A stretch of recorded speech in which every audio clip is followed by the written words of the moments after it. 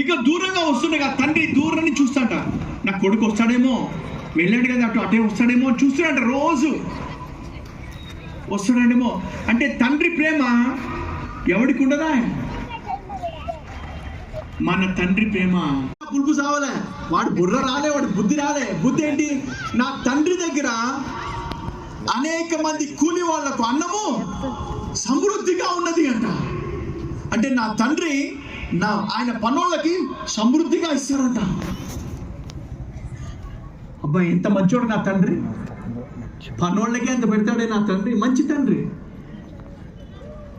నేను ఇక్కడ ఉంటే చచ్చిపోతాను, నా తండ్రి దగ్గరికి వెళ్ళి పరలోకానికి విరుద్ధంగాను పరలోకానికి నీ విరుద్ధంగా పాపం చేసి ఉన్నాను, ఇక మీద నీ కుమారుడు అని చెప్పుకునే యోగ్యుడిని కాదు. మీ ఇంట్లో